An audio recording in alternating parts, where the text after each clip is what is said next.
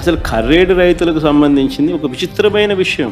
ఇండోసోల్ అనే వాళ్లకు చేవూరు రేవూరు అనే గ్రామాల్లోనే గతంలో వాళ్ళ దగ్గర నుంచి 500 కోట్ల రూపాయలు డబ్బులు తీసుకుని ఆ డబ్బుతోనే అక్కడ ఆ ఊర్లలో ల్యాండ్ అక్విజిషన్ పూర్తి చేసి 5,000 ఎకరాల ల్యాండ్ అక్విజిషన్ కంప్లీట్ చేసి వాళ్ళకి ఇచ్చేసినాం, హ్యాండ్ ఓవర్ చేసినాం. ఇన్ఫ్యాక్ట్ అందులో 114 ఎకరాల్లో వాళ్ళు ఆల్రెడీ బిల్డింగులు కడతా ఉన్నారు. ఆల్రెడీ 1,200 కోట్లు ఖర్చు పెట్టి 1 గిగాబైట్కి సంబంధించిన ప్రాజెక్టు కూడా అక్కడ ఆల్రెడీ స్టార్ట్ అయిపోయింది.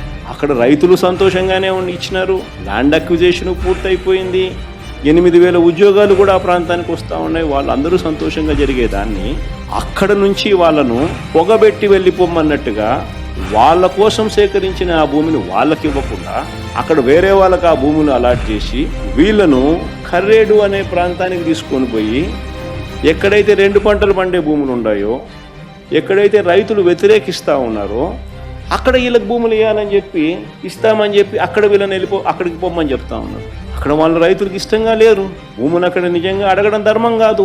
అలాంటి చోట వీళ్ళని పొమ్మని చెప్తే ఆ ఫ్యాక్టరీ రాకూడదనే కదా, పొగబెట్టి వెళ్ళిపోమనడమే కదా.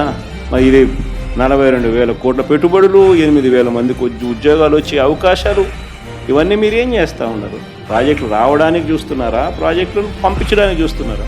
ఒకవేళ ఇదే బీపీసీఎల్కి మీరు ల్యాండ్ ఇవ్వాలనుకుంటే ఇంకా వేరే ల్యాండ్ లేదా?